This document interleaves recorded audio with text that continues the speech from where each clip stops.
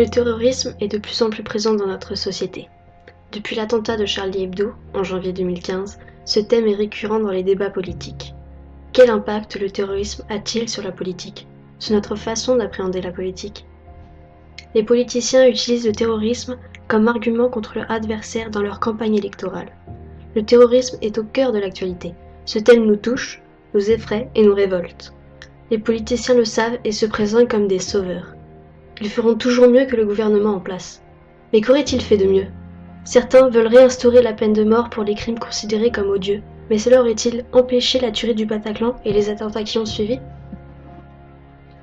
Dans sa campagne politique, Nicolas Sarkozy propose la création de centres de déradicalisation, la mise sous surveillance des personnes fichées S, l'expulsion en urgence de toutes celles qui sont étrangères et la mise sous bracelet électronique des personnes susceptibles d'être radicalisées.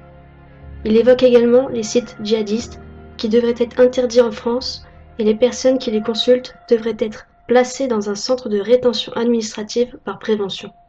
Seulement, ces mesures sont-elles réellement possibles? La France est un État de droit. Par conséquent, certaines mesures peuvent entrer en conflit avec les lois mises en place sur le sol français. Le budget est l'une des principales raisons qui remettent en cause la mise en place des mesures antiterroristes. Le budget de la défense prévu pour 2017 est de 32,7 milliards d'euros, tandis que celui de 2015 à 2016 représentait 1,77 milliard d'euros, ce qui ne permettait pas la mise en place de certains moyens.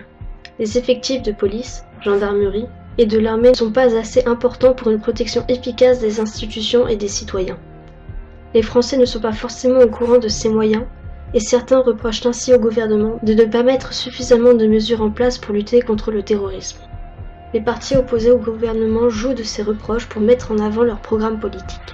La mise en avant des attentats perpétués n'est pas sans conséquence. Beaucoup considèrent le gouvernement en partie responsable de ces actes. Un attentat a été déjoué. Le gouvernement est en tort, c'est des assassins, tout ce qui se passe. Sous l'émotion et le choc, la population considère souvent comme responsable le gouvernement qui devient le bouc émissaire. Alors que finalement, qui sont les véritables responsables du massacre? Les terroristes eux-mêmes. Cela pose un véritable dilemme aux médias. Que faut-il dire et ne pas dire? Si le gouvernement décide de révéler qu'un attentat a été déjoué, cela peut entraîner deux réactions. La population reconnaît l'efficacité du gouvernement à lutter contre le terrorisme, mais la peur ressurgit face à ces révélations. Cependant, beaucoup se demandent pour quelles raisons certains attentats, qu'ils aient été déjoués ou non, parviennent à se mettre en place alors que certaines personnes étaient surveillées, soupçonnées de la préparation d'une attaque sous l'état d'urgence. Cela remet en cause les dispositions mises en place par le gouvernement.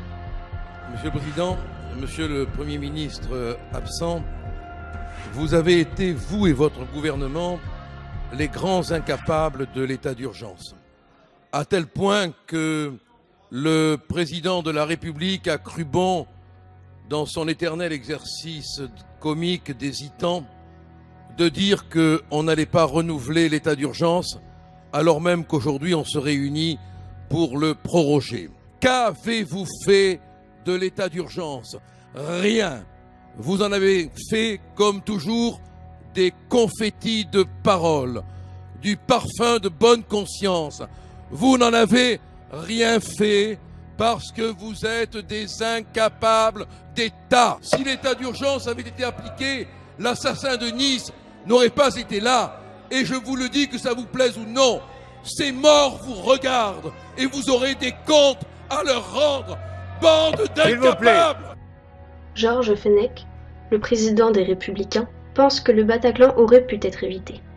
Les 3 assaillants du Bataclan étaient tous connus et fichés pour leur radicalisation, voire certains déjà condamnés ou placés sous contrôle judiciaire. Pourtant, ils ont tous circulé avec une facilité déconcertante. L'attentat de Nice a aussi fait politique. Le récit de la policière, Madame Bertin, nous laisse entendre que des mesures de sécurité n'auraient pas été prises le 14 juillet 2016. Ses supérieurs auraient voulu cacher ce manque de prévention, et pourtant, la presse a fait éclater ce scandale. Cet événement nous démontre le pouvoir des médias et leur portée sur notre vision des choses. D'après le propos de Madame Bertin, des mesures de sécurité n'auraient pas été prises. En révélant cela, la presse engendre un ouragan de réactions. Cela remet directement en cause le gouvernement, le système de sécurité et engendre une véritable réflexion chez la population. Les personnes en charge de notre protection sont-elles aptes à nous préserver de la menace terroriste ? C'est en cela que cette problématique impacte notre vision de la politique. Finalement, beaucoup de personnes se demandent désormais qui sera le plus qualifié pour nous protéger. L'affaire a fait des vagues pendant quelques temps, puis s'est éteinte. Vu l'importance de ces accusations, on peut penser que l'État a souhaité étouffer l'affaire afin d'éviter un scandale qui aurait pu entraîner des réactions virulentes de la part des Français. Les médias, bien qu'ils aient sans doute été poussés à oublier l'affaire, ont tiré une sonnette d'alarme. De nombreuses questions se posent sur le comportement du gouvernement face au terrorisme. Le terrorisme est-il seulement un argument politique face aux autres camps politiques ? Quoi qu'il en soit, cela nous touche et nous fait réagir indubitablement. Les actes ignobles dont nous avons été les témoins durant ces dernières années nous poussent à prendre parti, à réagir face à ces menaces de mort.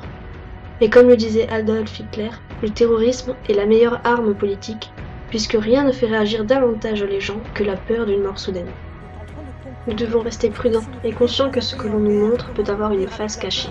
C'est pour cette raison qu'il est important de prendre de la distance par rapport à ce que nous disent les médias. Quoi qu'il fasse, la France et Paris resteront magnifiques. D'ailleurs, hier, Paris était magnifique.